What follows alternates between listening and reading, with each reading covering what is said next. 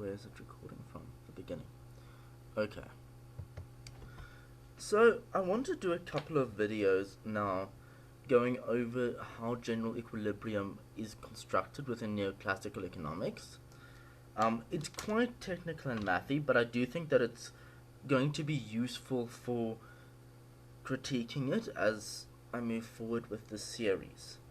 But I also think that it is possible to skip it out if you don't feel like going over all the maths, if it's not something you need to get into because you're not arguing with neoclassical economists the whole time. Then it's maybe less relevant to you. Viewer's choice. So I'm going to start this video by going over the way goods and commodities are looked at within de Bro's model of general equilibrium, and I'm going to go over the way consumers are looked at within de Bro's model. Just to explain, this does fit into a larger series of neoclassical economics. General equilibrium looks at equilibrium in multiple markets rather than just supply and demand in a single market, and tries to work out what set of prices clear all of the multiple markets together. And de Bro's model, or an equivalent model developed by Arrow, are the most well-known ways in which this is formulated, although there are other ways it's formulated with slight variations and complications, and there are also a lot of models that come before it that are formulated in different ways, like Vora's model. What are commodities in this model? Commodities are goods or services that are traded on the market, but importantly they're specified in both time and place, but disconnected in each. So for example, a yard of linen traded in London in 1867 is a completely different commodity from a yard of linen traded in Cairo in 1870, for instance. We don't look at it as one market for linen, we look at it as two completely separate things. And we don't look at it as a process over time of both supply and demand developing. The commodity space. So we represent all possible bundles of commodities by a vector of real numbers, where each real number corresponds to the amount of one commodity. This vector will be in space Rn. So here's an example of some different commodity spaces in R3. In the one example I give 3 different commodities, and then we can also look at the same commodity over different times along with one other commodity and all the possible combinations of that, or the same commodity over different places and all of the different possible consumption options over that.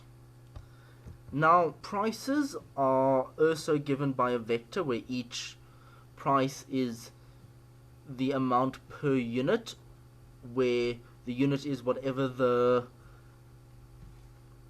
components of the vector were in the previous example. So the unit will be different for each thing.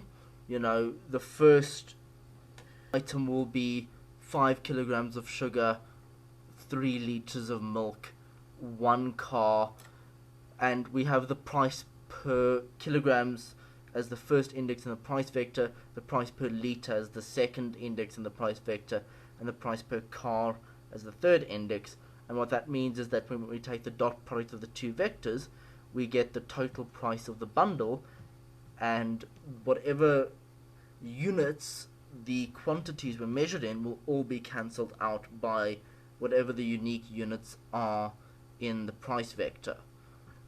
Importantly, in the Arrow and de Bro model, we assume that all prices are positive. So what this means is that we don't have any free goods where the price is 0, which means that there is always scarcity. It also means there's no bads. What is a bad? A bad is the opposite of a good. So it's pollution, so it's something we would have to pay to get rid of, so it would have a negative price to get more of it. And we never have that in the specific formulation of the model.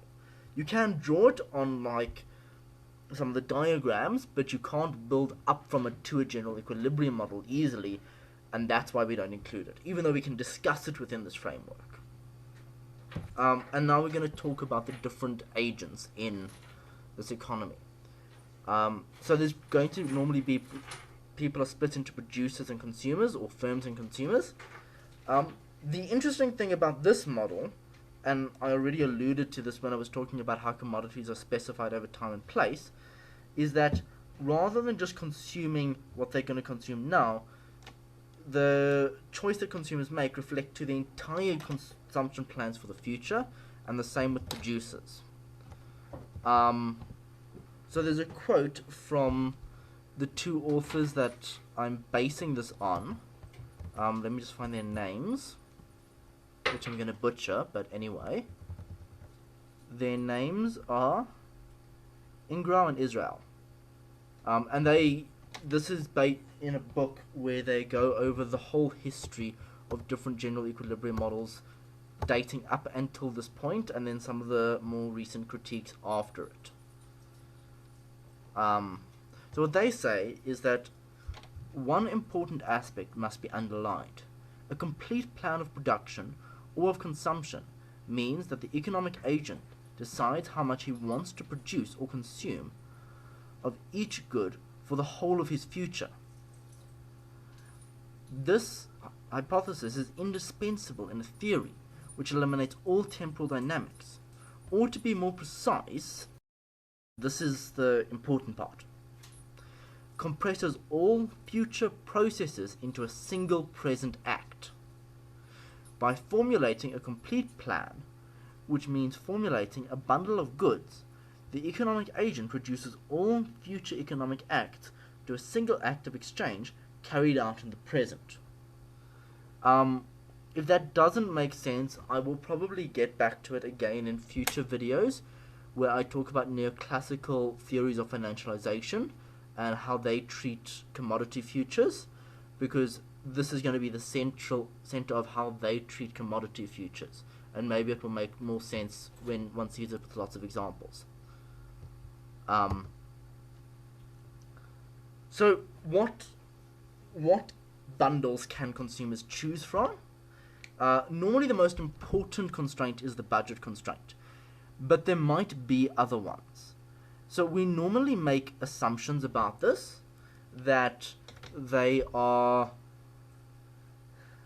choices are, I think, concave, and that weighted averages of two bundles which are an option are always an option.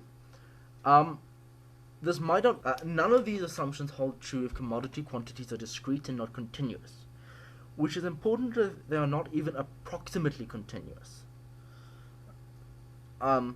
This is obviously an approximation, so I can't criticize it for being an approximation. It's meant to be. What is the point is it missing anything that's a very important feature of the economy? One example is, for example, building regulations that prevent subdividing properties may be used to exclude poorer residents from buying into an area. In this case, the goods are purposely made indivisible, but many goods could naturally be indivisible, and this would also cause a problem for this theory, or for this assumption. Alright, so the next part of the question is, what do consumers want after we've looked at what bundles they can get? We do this assuming that the only thing we can know about people is which bundles they prefer, and which choices between which bundles they are indifferent to. This emerges out of a debate around utilitarianism, and attempts to treat consumers as black boxes, where all we can know about them is their consumption choices. I'll go over why neoclassical economics decided this was important to do in another video, because it's a pretty long detour. The point is that in early conceptions, utility was seen as an actual measurable quantity, which could be objectively measured and compared between people. However, this model is only a way to describe preferences in a way which allows one to find the most preferred bundle available for a given income by maximizing the utility function. Thus, we must first formally describe preferences before transforming them into utility functions.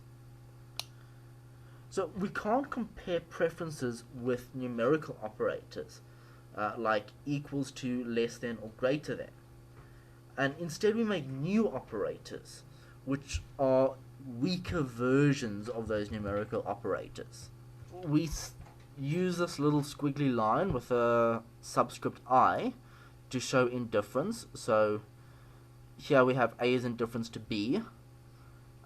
We use this like curvy greater than sign with a subscript I to show that the consumer prefers A to B, and we use the one piled on top of the other to show that the consumer is indifferent to or prefers A to B. The algebra of the system basically only allows for comparison but no other mathematical operators. You can go over it if you want. It's not that interesting, and I actually enjoy learning new algebras. So it's quite simple, though. It's pretty straightforward.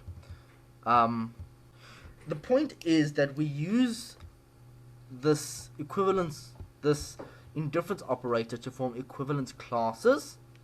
So an equivalence class is anything that